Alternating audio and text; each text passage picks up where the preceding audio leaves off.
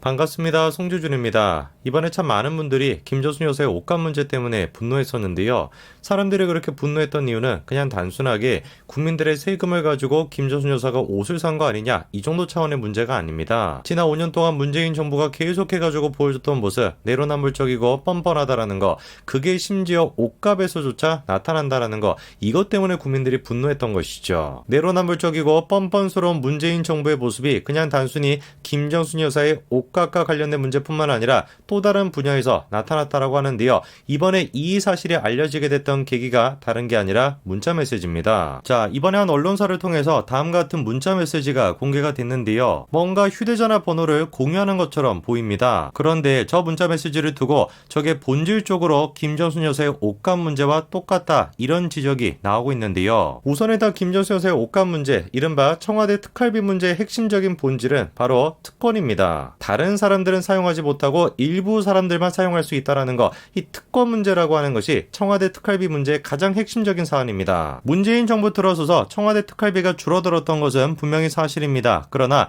그럼에도 불구하고 180억 정도 특활비가 있었죠. 그런데 이번에 일각에서 묘한 이야기 한 가지가 나왔습니다. 청와대 특활비 중에서 문재인 대통령은 20% 정도밖에 사용하지 않는다라는 것인데, 놀랍게도 나머지 돈이 다음과 같이 쓰인다라는 겁니다. 예를 들어서 청와대 경호원이 퇴직을 하면은 퇴직 위로금을 받는 것인데, 법으로 정해져 있는 것 외에 추가적으로 내부에서 따로 챙겨준다라는 거죠. 퇴직금을 받는다라는 것 자체가 문제가 되는 것이 아니라 법으로 정해져 있는 범위 내에서 받아야 되는 것인데, 거기에다가 추가적으로 더 받는다라는 것이죠. 근데 더 큰 문제가 뭐겠습니까? 그런 식으로 퇴직금을 받는 걸 자기들끼리 무슨 사비를 걷어가지고 주면은 모르겠는데, 국민들의 세금이라고 할 수 있는 특활비를 가지고 충당을 했다, 이러면 진짜로 심각한 문제가 되는 것이죠. 이런 점에서 생각해 봤을 때 눈에 띄는 사람 한 사람이 있죠. 바로 탁현민입니다. 이상할 정도로 지금 탁현민이가 과민 반응하고 있거든요. 퇴임하고 난 뒤에 문재인 대통령을 걸고 넘어지면은 물어버릴 것이다, 뭐 이런 얘기도 합니다. 그 저는 제일 처음에 저 얘기를 들었을 때, 야, 탁현민이가 자기가 개인지 사람인지 구분을 잘 못하는구나, 이렇게밖에 생각을 안 했습니다. 그런데 청와대 특활비의 20% 정도만 문재인 대통령이 쓰고 나머지 80%를 다른 사람들이 썼다, 이런 얘기를 듣고 저 얘기를 들으니까 저게 어떻게 보이냐, 아, 뭔가 탁현민이가 캥기는 게 있으니까, 뭔가 감추고 싶은 게 있으니까 저렇게까지 과민 반응하는 거 아닐까, 이런 생각이 들더라고요. 그리고 이번에 김정순 여사의 옷값 문제에서 특권의식이 또 나타났던 게 바로 디자이너와 관련된 논란이었습니다. 놀랍게도 김정순 여사의 단골 디자이너의 딸이 청와대에서 근무하고 있었다라는 거예요. 저는 100% 확신할 수 있습니다. 만약에 저런 일이 박근혜 정부에서 벌어졌다라고 한다면 정상적인 절차를 거쳤거나 채용 절차를 거쳤거나 뭘 했든지 간에 상관없이 최서원 씨와 관련돼 있는 누군가가 청와대에 들어가서 국민들의 세금을 받으면서 일을 하고 있었다, 이런 일이 알려졌다라고 한다면 100% 국가가 뒤집어져도 진작에 뒤집어졌을 겁니다. 당연히 뒤집어질 수밖에 없겠죠. 최순실 의상실에 CCTV까지도 설치해가지고 공개했던 게 대한민국의 언론들 아니었습니까? 놀랍게도 그런데 그거에 대해서 청와대는 뭐라고 합니까? 문제될 것이 없다, 이렇게 얘기합니다. 그러면서 하는 얘기가 뭐냐? 어떻게 모르는 사람과 함께 일할 수 있겠냐, 이렇게 얘기해요. 블라인드 채용, 그거 왜 했던 겁니까? 자기 아버지가 뭐 하는 사람인지, 자기가 뭐 했던 사람인지, 어느 대학교를 나왔는지 그거를 알고 있다라는 것 자체가 불공정하다, 그래가지고 블라인드 채용을 했던 거 아니에요. 둘 중에 하나만 해야 되는 거 아니겠어요? 블라인드 채용을 하지 말던가 저런 얘기를 하지 말던가, 둘 중에 하나만 해야 되는 거 아니겠습니까? 더 기가 막힌 게 뭐냐, 이번에 논란이 됐던 디자이너가 양해일이라고 하는 디자이너인데요. 이분이 2018년도에 패션쇼를 열었는데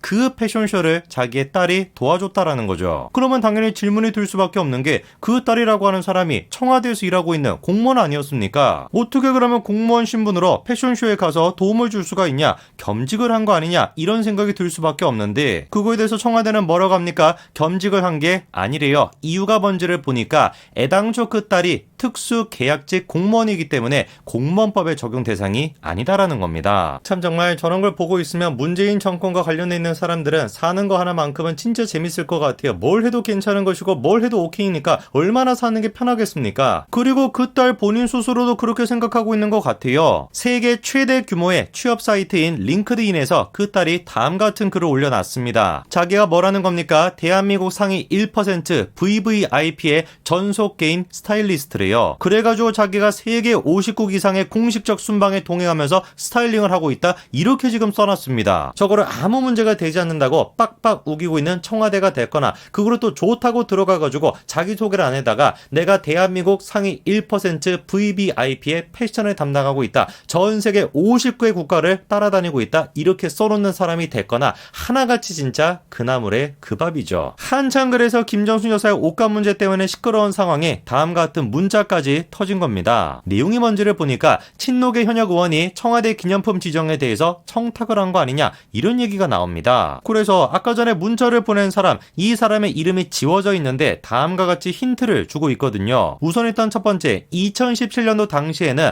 봉하마을의 대표이사를 맡았다라는 거죠. 그때 당시에 봉하마을의 대표를 맡았던 사람 누굽니까? 김정호입니다. 그리고 난 다음에 두 번째 힌트를 주고 있는 게 뭐냐, 현재 국회의원이자 청와대 비서관으로 근무했대요. 그러면 그 두 가지 조건에 다 지금 맡고 있는 사람이 누구냐? 김정호입니다. 그러면 도대체 뭐를 청탁했다라는 건지를 보니까 청와대 매점 운영자한테 전화와 문자 메시지로 전통주 땡땡땡을 청와대 기념품으로 지정해 줄 것을 요청했다는 거죠. 그런데 문제가 뭐냐, 청와대 매점 운영자가 보기에 그 제품의 단가나 물량 이런 것들이 안 맞았다라는 거죠. 그래가지고 기념품에서 제외를 했더니만 당시 업체에서 뭐라고 했다라는 겁니까? 같은 정부 출신끼리 왜 그러느냐, 일으키겠다라는 겁니다. 정상적인 절차에 따라서 해당 제품이 기념품에서 제외가 됐습니다. 그랬더니만 누가 이제 등장을 하냐, 갑자기 이렇게 뜬금없이 땡땡 사장이라고 하면서 전화번호를 문자로 보내줬던 것이죠. 그런데 저런 문자를 받고 난 뒤에도 해당 제품을 기념품으로 안 했대요. 그랬더니만 이분이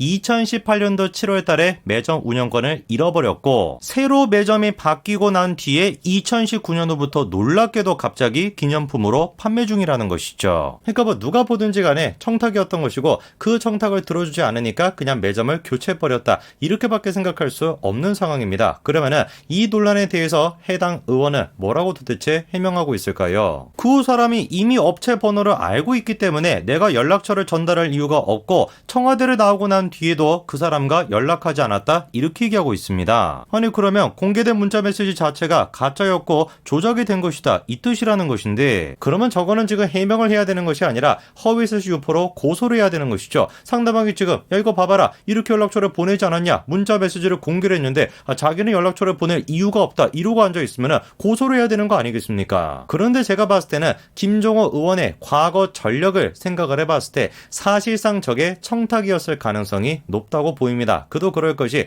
왜 옛날에 다음 같은 논란이 있었던 거 기억나십니까? 공항 직원이 신분증을 꺼내달라고 요청을 하니까 김정호 의원이 이 땡땡 책임자 데려와 라고 소리 질렀던 거 기억나시죠? 물론 저거에 대해서 김정호 의원이 땡땡이라고 하는 욕설을 한 적은 없고 소리를 지른 것은 맞다 라는 식으로 해명을 했습니다만, 글쎄요, 여러분들이 보시기엔 어떻습니까? 공항 직원은 절차에 따라서 신분증 요구를 했습니다. 그런데 그것조차 감히 니까 줄게 뭔데 국회의원한테 신분증을 요구하냐, 이런 식으로 소리를 질렀다라고 하는 거, 이것이야말로 평상시에 김정호라고 하는 사람이 절차에 대해서 어떻게 생각했는지를 그대로 보여주는 거 아니겠습니까? 참고로 김정호 의원은 4선, 5선 중진 의원이 아니라 초선 의원입니다. 초선 의원인데 저런 식의 특권의식에 빠져 있는 거, 이것이야말로 문재인 정부의 모습이겠죠. 여기까지 말씀드리겠습니다. 감사합니다.